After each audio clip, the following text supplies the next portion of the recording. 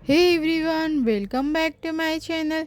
नमस्कार जय जगन्नाथ सांग माने।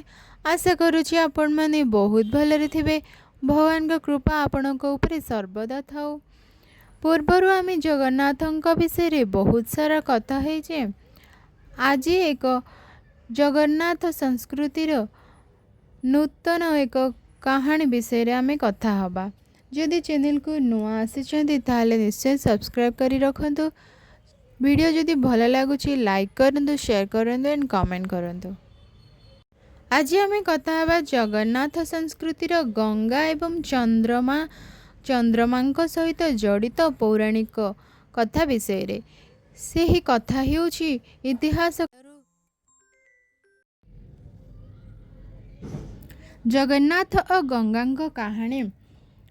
पौराणिक मान्यता अनुसार माँ गंगा श्री जगन्नाथଙ୍କ चरणରୁ ବାହାରିଛନ୍ତି। एणु तांकु विष्णुपदी बोली कुहाଯାଏ। पुरी श्रीमंदिरर निकटरे गंगा माता मठ रहिछि। विश्वास करा जाय जे गंगा देवी प्रतिवर्ष श्री जगन्नाथଙ୍କ दर्शन पई एवं निजर पाप क्षय करिबा पई पुरी को आसंती। गंगा स्नान कले जो पुण्य मिले, रथ उपरे जगन्नाथों को दर्शन कले से ही समान फल प्राप्ति हुए बोली विश्वास रही। जगन्नाथंकर रूप श्री जगन्नाथों को चंद्र एवं सूर्यंक स्वरूप बोली मानि थांती। तांकर दुईटी गोलाकार चक्षु मध्यरु गोटिए सूर्य एवं अन्यटी चंद्रर प्रतीक। प्रभु श्रीकृष्ण चंद्रवंशरे जन्म नेइथिले। श्री जगन्नाथ हेउचंती श्रीकृष्णंकर अवतार। तेणु चंद्रमांक सह तांकर गभीर संपर्क रहिছে। ज्येष्ठ पूर्णिमा दिन जेतेबेले चंद्र पूर्ण रूपरे थांते सेतेबेले भगवानंकर स्नान यात्रा हुए। एही दिन प्रभुंकु गजानन वेश करा जाए, जहा चंद्रंक शीतलता एवं सौंदर्य को प्रतिफलित करे। एबे आमे गंगा माता और श्री जगन्नाथंकर विस्तृत कहानी विषय आलोचना करिबा। पुराण अनुसार जेतेबेले भगवान विष्णु वामन अवतार धारण करी निजर पाद को आकाश पर्यंत बढ़ाई थिले, सेतेबेले ब्रह्मांक कमंडलरू जल बाहरी प्रभुंक चरण को स्पर्श करिथिला। सेही चरण स्पर्शरू गंगांगर सृष्टि होइथिला। एणु गंगा को विष्णुपदी बोली कुहाଯାଏ। श्री जगन्नाथ हेउचंती स्वयं विष्णु। तेणु गंगा सर्वदा महाप्रभुंक चरणर अमृत रूपे पूजा पाती। पुरी श्वेत गंगा पोखरी निकटरे एक प्राचीन गंगा माता मठ रही। प्रबाद अछि जे गंगा देवी मर्त्यलोकर समस्त पापींक पाप को निज भितरे समाहित करी कला रूप धारण करती। निजर एही पापरु मुक्ति पाइबा पई एवं पवित्र हेबा पई से प्रतिवर्ष गुप्तरे श्रीक्षेत्र पुरी को आसी श्री जगन्नाथंकर चरण दर्शन करती और श्वेत गंगारे स्नान करती। ओडिशार अनेक पुरातन भजन रे गंगा एवं जगन्नाथंक महिमा वर्णित। कुहाଯାଏ जे पतित पावन जगन्नाथंको दर्शन कले गंगा स्नान ठारू मध्य अधिक पुण्य मिलिथाए। वर्तमान आमे चंद्रमा एवं श्री जगन्नाथंक विस्तृत कहानी विषय आलोचना करिबा। चक्षुरे सूर्य और चंद्रंकर वास बोली कहिबार तात्पर्य हेउछि श्री जगन्नाथंकर अति सुंदर दुईटी बड़ गोलाकार चक्षु रही। शास्त्र अनुसार तांकर डाहाण आखि हेउछि सूर्यंकर प्रतीक, जहा शक्ति और ज्ञान दिए, एवं बाँ आखि हेउछि चंद्रमांक प्रतीक, जहा शीतलता, करुणा और भक्तिर प्रतीक। यह दर्शाए जे सारा ब्रह्मांड महाप्रभुंक भितरे ही समाहित। चंद्रवंशर अवतार किपरि? द्वापर जुगरे भगवान श्रीकृष्ण चंद्रवंशरे बा जदुवंशरे जन्मग्रहण करिथिले। श्रीमंदिरर जगन्नाथ हेउचंती सेही श्रीकृष्णंकर साक्षात रूप। ଚନ୍ଦ୍ରଦେବ ନିଜ ବଂଶରେ ପ୍ରଭୁଙ୍କ ଜନ୍ମ ଯୋଗୁଁ ଧନ୍ୟ ହୋଇଥିଲେ ଏବଂ ପ୍ରଭୁଙ୍କ ମୁଖମଣ୍ଡଳରେ ଚନ୍ଦ୍ରର ଶୀତଳ ହସ ସଦାବେଳେ ବିରାଜମାନ ଥାଏ। ଦେବସ୍ନାନ ପୂର୍ଣ୍ଣିମା ଓ ଚନ୍ଦ୍ର ଜ୍ୟେଷ୍ଠ ମାସର ପୂର୍ଣ୍ଣିମା ତିଥିରେ ମହାପ୍ରଭୁଙ୍କର ସ୍ନାନଯାତ୍ରା ହୁଏ। ପୂର୍ଣ୍ଣିମା ଦିନ ଚନ୍ଦ୍ର ନିଜର ସମ୍ପୂର୍ଣ୍ଣ କଳା ସହ ଆକାଶରେ ଉଦିତ ହୋଇ ପ୍ରଭୁଙ୍କ ସ୍ନାନ ଦେଖନ୍ତି। ଏହାପରେ ପ୍ରଭୁଙ୍କୁ ଗଜାନନ ବେଶ ବା ଗଣେଶ ବେଶ କରାଯାଏ। ଏହି ବେଶ ଚନ୍ଦ୍ରଙ୍କ ସୌନ୍ଦର୍ଯ୍ୟ ଏବଂ ଶୀତଳତାକୁ ପରିପ୍ରକାଶ କରେ, ଯାହା ଭକ୍ତମାନଙ୍କ ମନକୁ ଶାନ୍ତି ପ୍ରଦାନ କରିଥାଏ।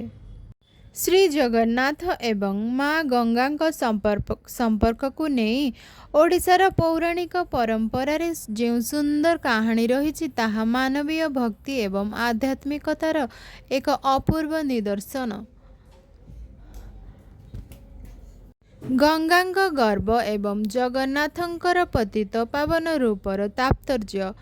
ପୁରାଣ ଅନୁସାରେ ଗଙ୍ଗା ଦେବୀ ସ୍ୱର୍ଗରୁ ମର୍ତ୍ତ୍ୟକୁ ଅବତରଣ କରିବା ପରେ ତାଙ୍କ ମନରେ ସାମାନ୍ୟ ଗର୍ବ ପ୍ରକାଶ ପାଇଥିଲା ଯେ ସେ ହେଉଛନ୍ତି ସବୁଠାରୁ ପବିତ୍ର ଏବଂ ମର୍ତ୍ତ୍ୟର ସମସ୍ତ ପାପୀଙ୍କୁ ଉଦ୍ଧାର କରିବାର ଏକମାତ୍ର ମାଧ୍ୟମ।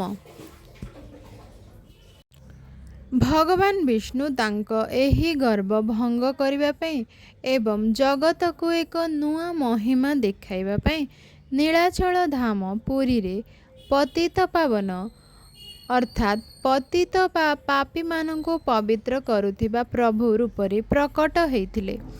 ଶାସ୍ତ୍ରରେ କୁହାଗଲା, ଗଙ୍ଗା ସ୍ନାନେ ପାପ କ୍ଷୟ, ଜଗନ୍ନାଥ ଦର୍ଶନେ ମୁକ୍ତି। ଅର୍ଥାତ୍ ଗଙ୍ଗାଙ୍କ ନିକଟକୁ ଗଲେ କେବଳ ପାପ ଧୋଇଯାଏ, କିନ୍ତୁ ଜଗନ୍ନାଥଙ୍କ ନିକଟକୁ ଗଲେ ମଣିଷ ସଂସାରରୁ ମୁକ୍ତି ବା ମୋକ୍ଷ ପାଇଯାଇଥାଏ। ଏହା ଶୁଣି ଗଙ୍ଗା ଦେବୀ ବୁଝିପାରିଲେ ଯେ ପ୍ରଭୁଙ୍କ ମହିମା ତାଙ୍କଠାରୁ ଅନେକ ଅଧିକ।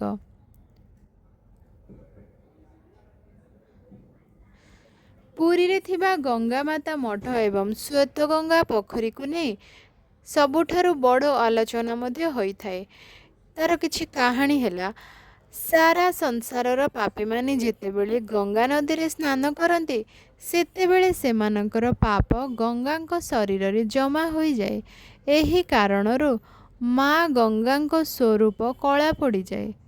ଜଗନ୍ନାଥଙ୍କ ନିର୍ଦ୍ଦେଶ, ନିଜର ଏହି ପାପ ଭାରକୁ ହାଲୁକା କରିବା ପାଇଁ ଗଙ୍ଗା ଦେବୀ ଆକୁଳ ହୋଇ ପ୍ରଭୁଙ୍କୁ ପ୍ରାର୍ଥନା କଲେ। ଶ୍ରୀ ଜଗନ୍ନାଥ ତାଙ୍କୁ ଆଦେଶ ଦେଲେ ଯେ ପ୍ରତିବର୍ଷ ବୈଶାଖ ମାସରେ ସେ ଗୁପ୍ତ ରୂପରେ ପୁରୀ ଆସି ଶ୍ୱେତଗଙ୍ଗା ଜଳରେ ସ୍ନାନ କରିବେ ଏବଂ ଶ୍ରୀମନ୍ଦିରକୁ ଯାଇ ମହାପ୍ରଭୁଙ୍କ ନୀଳଚକ୍ର ଓ ଶ୍ରୀମୁଖ ଦର୍ଶନ କରିବେ। ଏହାର ପରିଣାମ, ଏହାଦ୍ୱାରା ମା ଗଙ୍ଗାଙ୍କ ସମସ୍ତ ପାପ କ୍ଷୟ ହୋଇଯାଏ ଏବଂ ସେ ପୁଣି ଶ୍ୱେତ ବା ଧଳା ଓ ପବିତ୍ର ରୂପ ଧାରଣ କରନ୍ତି। ଏହି ପୌରାଣିକ ବିଶ୍ୱାସ ଯୋଗୁଁ ଆଜି ବି ଶ୍ୱେତ ଗଙ୍ଗାଙ୍କୁ ଅତି ପବିତ୍ର ବୋଲି ମନାଯାଏ। ବାମନ ଅବତାର ଓ ବିଷ୍ଣୁପଦୀ ଗଙ୍ଗାଙ୍କ ସଂଯୋଗ। ଆଲୋଚନାର ଅନ୍ୟ ଏକ ଦିଗ ହେଉଛି ଭଗବାନଙ୍କ ବାମନ ଅବତାର। ଯେତେବେଳେ ପ୍ରଭୁ ବାମନ ରୂପରେ ବଳିରାଜାଙ୍କ ଠାରୁ 3 ପଦ ଭୂମି ମାଗି ସାରା ବ୍ରହ୍ମାଣ୍ଡକୁ ମାପିଥିଲେ, ତାଙ୍କ ପାଦର ନଖ ବ୍ରହ୍ମାଣ୍ଡର କଟାହକୁ ସ୍ପର୍ଶ କରିଥିଲା। ସେହି ସମୟରେ ବ୍ରହ୍ମାଦେବ ନିଜ କମଣ୍ଡଳରୁ ଜଳରେ ପ୍ରଭୁଙ୍କ ଚରଣ ଧୌତ କରିଥିଲେ, ଯାହା ପରବର୍ତ୍ତୀ ସମୟରେ ଗଙ୍ଗା ନଦୀ ଭାବେ ପ୍ରବାହିତ ହେଲା। ଶ୍ରୀ ଜଗନ୍ନାଥ ହେଉଛନ୍ତି ସ୍ୱୟଂ ନାରାୟଣ, ତେଣୁ ଗଙ୍ଗାଙ୍କର ସୃଷ୍ଟି ଜଗନ୍ନାଥଙ୍କ ଚରଣରୁ ହିଁ ହୋଇଛି, ଯେଉଁଥିପାଇଁ ଗଙ୍ଗା ସର୍ବଦା ଜଗନ୍ନାଥଙ୍କ ସେବାରେ ନିଜକୁ ସମର୍ପଣ କରିଥାନ୍ତି। ଆଲୋଚନାର ନିର୍ଯାସ, ଏହି କାହାଣୀ ପ୍ରମାଣ କରେ ଯେ ଶ୍ରୀ ଜଗନ୍ନାଥ ସଂସ୍କୃତିରେ କୌଣସି ନଦୀ କିମ୍ବା ପ୍ରକୃତିର ଉପାଦାନ ଭଗବାନଙ୍କ ଠାରୁ ଅଲଗା ନୁହେଁ। ଜଗନ୍ନାଥ ହେଉଛନ୍ତି ସର୍ବୋଚ୍ଚ, ଯେଉଁଠାରେ ସ୍ୱୟଂ ଗଙ୍ଗା ମଧ୍ୟ ପବିତ୍ରତା ଭିକ୍ଷା କରିବାକୁ ଆସିଥାନ୍ତି। ପୁରୀ ଶ୍ରୀମନ୍ଦିର ଏବଂ ଶ୍ରୀ ଜଗନ୍ନାଥ ସଂସ୍କୃତି ସହ ଜଡ଼ିତ ଗଙ୍ଗା ମାତା ମଠ ଏକ ଅତି ପବିତ୍ର ଓ ଐତିହାସିକ ସ୍ଥାନ। ଏହି ମଠର ପ୍ରତିଷ୍ଠା, ଏହାର ନାମକରଣ ଏବଂ ଶ୍ରୀମନ୍ଦିର ସହ ଏହାର ସ୍ୱତନ୍ତ୍ର ସମ୍ପର୍କର ସମ୍ପୂର୍ଣ୍ଣ ବିବରଣୀ ଆମେ ଏବେ ଆଲୋଚନା କରିବା। ମଠର ପୃଷ୍ଠଭୂମି ଓ ଇତିହାସ। ସାର୍ବଭୌମ ଭଟ୍ଟାଚାର୍ଯ୍ୟଙ୍କ ଗୃହ। ପୁରୀ ଶ୍ୱେତଗଙ୍ଗା ପୋଖରୀ କୂଳରେ ଅବସ୍ଥିତ ଏହି ମଠଟି ପୂର୍ବରୁ ମହାପ୍ରଭୁ ଶ୍ରୀ ଚୈତନ୍ୟଙ୍କ ପରମ ଭକ୍ତ ସାର୍ବଭୌମ ଭଟ୍ଟାଚାର୍ଯ୍ୟଙ୍କ ବାସଭବନ ଥିଲା। ସଚୀଦେବୀଙ୍କର ଆଗମନ ପରବର୍ତ୍ତୀ ସମୟରେ ବୃନ୍ଦାବନରୁ ଜଣେ ପରମ ବୈଷ୍ଣବ ସାଧିକା ସଚୀଦେବୀ ନିଜ ଗୁରୁଙ୍କ ଆଦେଶରେ ପୁରୀ ଆସି ଏହି ପରିତ୍ୟକ୍ତ ସ୍ଥାନରେ ରହି ଭଗବାନଙ୍କ ସେବା ଓ ଶ୍ରୀମଦ୍ ଭାଗବତ ପ୍ରବଚନ ଆରମ୍ଭ କରିଥିଲେ। ସଚୀଦେବୀ କିପରି ଗଙ୍ଗାମାତା ନାମରେ ପ୍ରସିଦ୍ଧ ହେଲେ, ତାର ଆମେ ଆଲୋଚନା କରିବା। ଗଙ୍ଗା ସ୍ନାନର ଇଚ୍ଛା। ଥରେ ମହାବାରୁଣୀ ଯୋଗ ଏକ ପବିତ୍ର ତିଥି ଥିଲା। ସେହିଦିନ ମହାବାରୁଣୀ ଯୋଗ ଅବସରରେ ସଚୀଦେବୀଙ୍କ ମନରେ ଗଙ୍ଗା ନଦୀରେ ସ୍ନାନ କରିବା ପାଇଁ ତୀବ୍ର ଇଚ୍ଛା ଜାଗ୍ରତ ହେଲା। କିନ୍ତୁ ସେ ପୁରୀ ଛାଡ଼ି ଯାଇପାରୁନଥିଲେ। ଜଗନ୍ନାଥଙ୍କ ଚମତ୍କାର ଭକ୍ତର ମନସ୍କାମନା ପୂରଣ କରିବା ପାଇଁ ସେହି ରାତିରେ ସ୍ୱୟଂ ଗଙ୍ଗା ନଦୀ ମହାପ୍ରଭୁ ଜଗନ୍ନାଥଙ୍କ ଚରଣରୁ ବାହାରି ହୋଇ ଶ୍ୱେତଗଙ୍ଗା ପୋଖରୀ ଦେଇ ସଚୀଦେବୀଙ୍କ ଆଶ୍ରମ ଭିତରକୁ ପ୍ରବେଶ କଲେ। ଗଙ୍ଗାଙ୍କର ସେହି ପ୍ରଖର ସ୍ରୋତରେ ସଚୀଦେବୀ ଭାସି ଆସି ସିଧା ଶ୍ରୀମନ୍ଦିର ଭିତରକୁ ଏବଂ ମହାପ୍ରଭୁଙ୍କ ଚରଣ ପର୍ଯ୍ୟନ୍ତ ଚାଲିଗଲେ। ମନ୍ଦିରର ଦ୍ୱାରପାଳ ଓ ଜଗୁଆଳୀମାନେ ରାତି ଅଧରେ ଜଣେ ସ୍ତ୍ରୀ ଲୋକକୁ ମନ୍ଦିର ଭିତରେ ଦେଖି ଚୋର ଭାବି ବନ୍ଦୀ କଲେ। ସେହି ରାତିରେ ପୁରୀର ଗଜପତି ରାଜା ମୁକୁନ୍ଦଦେବଙ୍କୁ ଜଗନ୍ନାଥ ସ୍ୱପ୍ନରେ ଆଦେଶ ଦେଲେ ଯେ ସଚୀଦେବୀ ମୋର ପରମ ଭକ୍ତ। ଗଙ୍ଗା ସ୍ୱୟଂ ତାଙ୍କୁ ସ୍ନାନ କରାଇ ମୋ ପାଖକୁ ଆଣିଛନ୍ତି। ତାଙ୍କୁ ସମ୍ମାନର ସହ ମୁକ୍ତ କର। ସେହି ଦିନଠାରୁ ସାରା ପୁରୀରେ ସେ ଗଙ୍ଗାମାତା ଗୋସ୍ୱାମିନୀ ନାମରେ ପୂଜିତ ହେଲେ ଏବଂ ତାଙ୍କ ଆଶ୍ରମଟି ଗଙ୍ଗାମାତା ମଠ ଭାବେ ଜଣାଶୁଣା ହେଲା। ଶ୍ରୀମନ୍ଦିର ଓ ଗଙ୍ଗାମାତା ମଠର ସ୍ୱତନ୍ତ୍ର ପୂଜା ଓ ନୀତି ସେବା କେମିତି ହୁଏ? ଶ୍ରୀମନ୍ଦିରର ଦୈନନ୍ଦିନ ନୀତିକାନ୍ତି ଏବଂ ବିଶେଷ ପର୍ବପର୍ବାଣୀ ସହ ଏହି ମଠର କେତେକ ଗୁରୁତ୍ୱପୂର୍ଣ୍ଣ ସମ୍ପର୍କ ରହିଛି, ଯେପରିକି ମହାପ୍ରସାଦ ସେବା। ସେହି ସମୟରେ ଗଜପତି ରାଜା ଗଙ୍ଗାମାତାଙ୍କ ସେବାରେ ଅଭିଭୂତ ହୋଇ ମଠର ସାଧୁ ସନ୍ଥ ଓ ବୈଷ୍ଣବମାନଙ୍କ ପାଇଁ ଶ୍ରୀମନ୍ଦିରରୁ ପ୍ରତିଦିନ 2 ମାତ୍ର ମହାପ୍ରସାଦ ଅନ୍ନ ଏବଂ ତରକାରୀ ପଠାଇବାର ବ୍ୟବସ୍ଥା କରିଥିଲେ, ଯାହା ଆଜି ବି ଏକ ପରମ୍ପରା ହୋଇ ରହିଯାଇଛି। ଚୈତନ୍ୟ ମହାପ୍ରଭୁଙ୍କ ସହ ସମ୍ପର୍କ। ଗୌଡ଼ୀୟ ବୈଷ୍ଣବ ସମ୍ପ୍ରଦାୟର ଏହି ମଠରେ ଶ୍ରୀ ଶ୍ରୀ ରାଧା ରସିକ ରାୟ ଏବଂ ଶ୍ରୀ ବାଳଗୋପାଳଙ୍କ ବିଗ୍ରହ ପୂଜା ପାଆନ୍ତି।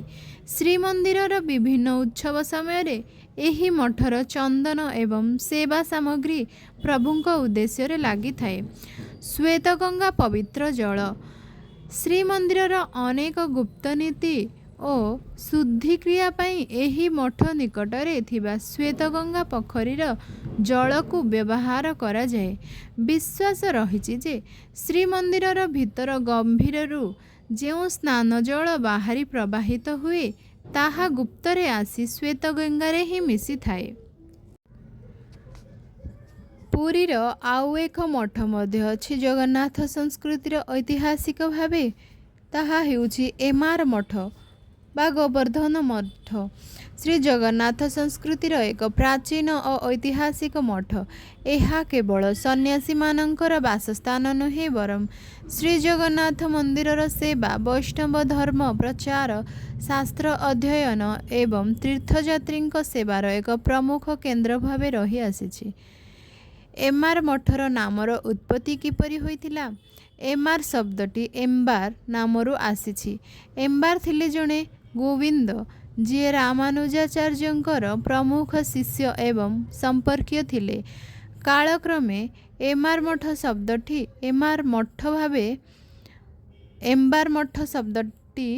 ଏମାର ମଠ ଭାବେ ପରିଚିତ ହୋଇଥିଲା।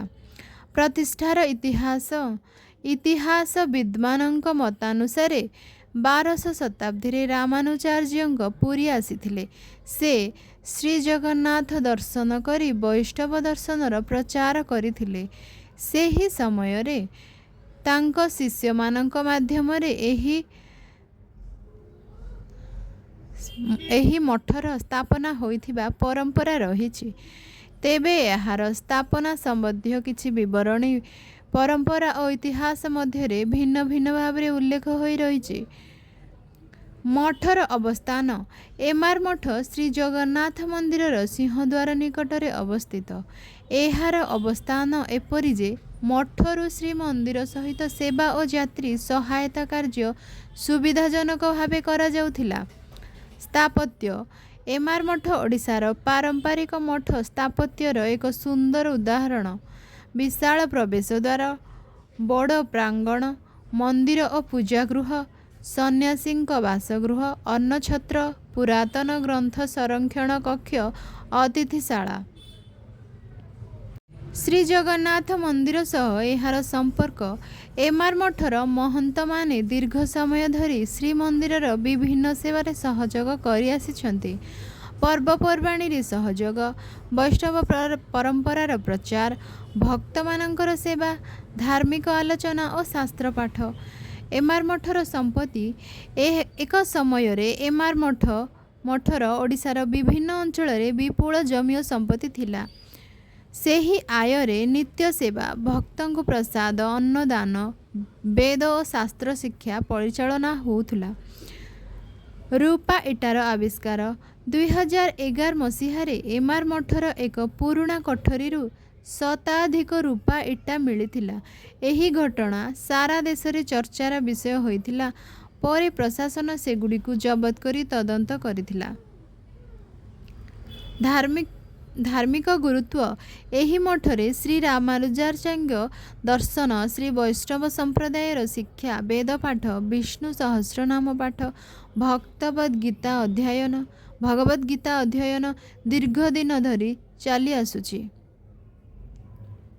ବର୍ତ୍ତମାନ ସ୍ଥିତି। ଆଜି ମଧ୍ୟ ଏମାର ମଠ ପୁରୀର ଏକ ଗୁରୁତ୍ୱପୂର୍ଣ୍ଣ ଐତିହାସିକ ଓ ଧାର୍ମିକ ସଂସ୍ଥା ଭାବେ ରହିଆସିଛି। ଭିଡ଼ିଓ ଯଦି ଆପଣମାନଙ୍କୁ ଭଲ ଲାଗିଛି ତାହେଲେ ନିଶ୍ଚୟ ଲାଇକ୍ କରନ୍ତୁ, ସେୟାର କରନ୍ତୁ, କମେଣ୍ଟ କରନ୍ତୁ। ଜୟ ଜଗନ୍ନାଥ। ସବସ୍କ୍ରାଇବ୍ କରନ୍ତୁ।